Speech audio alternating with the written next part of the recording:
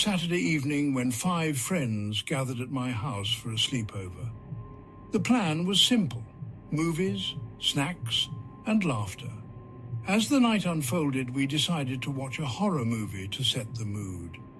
The film's eerie atmosphere filled the room. Suddenly the power went out, plunging the house into darkness. Nervous laughter ensued as we searched for flashlights and candles. The outage was caused by the storm outside.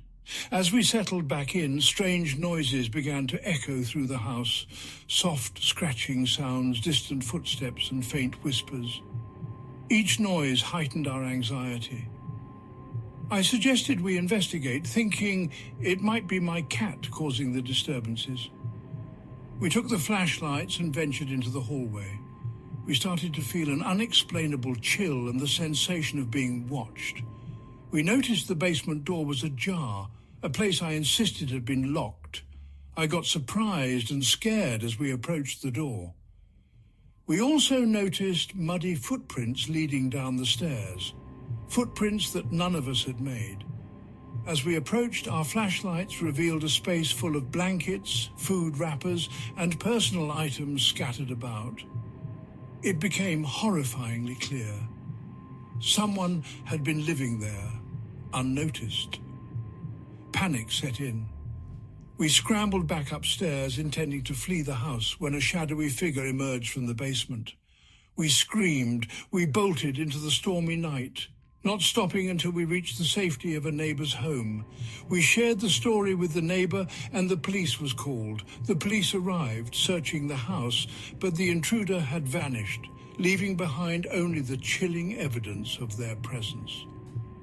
We were left to grapple with the realization that the true horror wasn't from the movie we watched, but from the uninvited guest lurking within the shadows of our own home. It was a Saturday night, and my friends and I were having a sleepover at Emily's house. We were excited, sharing stories and enjoying our time together. Around midnight, we heard a knock at the front door. We weren't expecting anyone, so we felt a bit uneasy. Emily peeked through the window but saw no one outside. We decided to ignore it, thinking it might have been a prank. Trying to shake off the unease, we continued our games, but the strange knock lingered in our minds. A short while later, we heard faint scratching sounds coming from the back door. We stopped laughing and shared glances. Emily went to check and found a window slightly open, which we were sure had been closed earlier. Fear began to creep in. Panicking, we quickly hid in a closet, trying to stay as quiet as possible.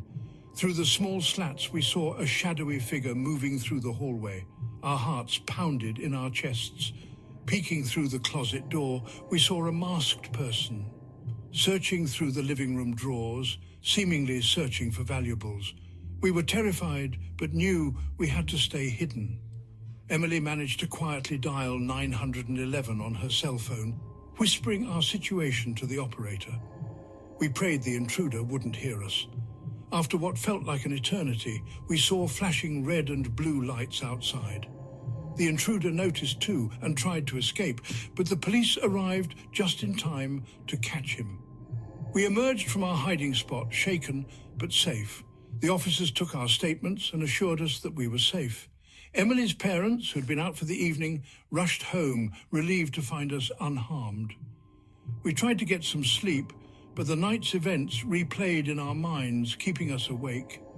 It was a sleepover we would never forget, a chilling reminder of how quickly things can change.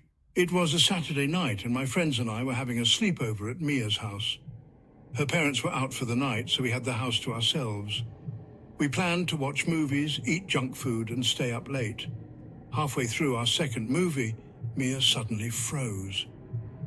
"Did someone open the back door?" she whispered. We turned to look. Her sliding door was slightly open. None of us had gone outside. Mia locked the door, blaming it on the wind, but something felt off. I had this weird feeling, like we were being watched. Later that night, while grabbing more chips from the kitchen, I heard faint footsteps outside. I froze, my stomach dropping. "Guys, someone's outside." We slowly crept to the window and peeked through the curtain. At first we saw nothing. Then Mia gasped. A figure stood near the fence, not moving, just standing there, watching.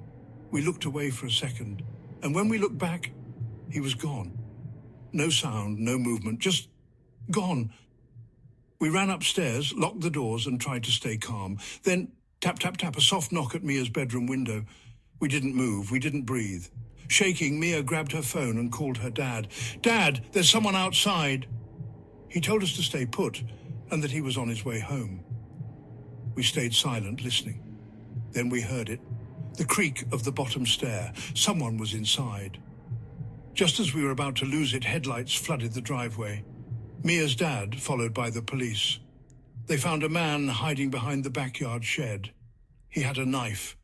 He had been watching us the whole night. The police caught the man. We were saved. It was supposed to be a normal sleepover at my best friend Ava's house.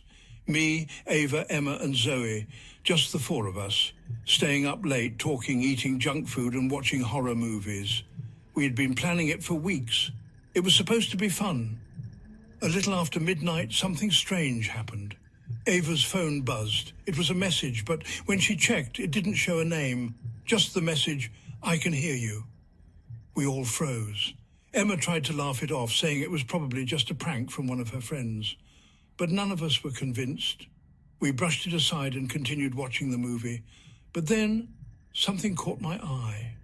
A shadow moving across the window outside. I glanced at Ava, who had seen it too. "Did you see that?" she whispered. It was too dark to make out anything clearly, but we all felt it. Someone or something was out there. We decided to check it out, just to make sure. Zoe grabbed a flashlight, and we quietly made our way to the front door. As we opened it, the yard was silent. No one was there. We went back inside, trying to shake off the feeling. But then we heard it. Faint whispers, like someone was talking just outside the door. We couldn't make out the words, but it was clear. Someone was trying to get our attention. Zoe, being the bravest, went to check the door, but when she opened it, nothing. The whispers stopped. We stepped outside again, but this time the air was colder. There were footprints in the snow leading directly to the door. We followed them with our eyes, only to find they disappeared, right before they reached the house. I felt a chill run through me. No one else had been out there, no one except us. As we stood there, frozen with fear, I looked up at the window. And there it was, a pale face pressed against the glass, eyes wide and unblinking. My heart raced. We all screamed and backed away, stumbling over each other in panic. Then came the knock. 3 loud bangs at the door. Someone was out there. But we knew no one was supposed to be here. I was too scared to move, too scared to even breathe. "Don't open the door," Emma whispered. But the knocking wouldn't stop. We were paralyzed with fear, unsure of what to do. A moment later, the knocking stopped. I dared to look out the window, and that's when I saw it. A figure standing in the yard, holding something that reflected the light from the porch. We couldn't see its face, but we all knew. We immediately called 911 and police arrived. But after the police came, the yard went empty. The police did not find anyone. That experience still haunts us and raises a series of questions.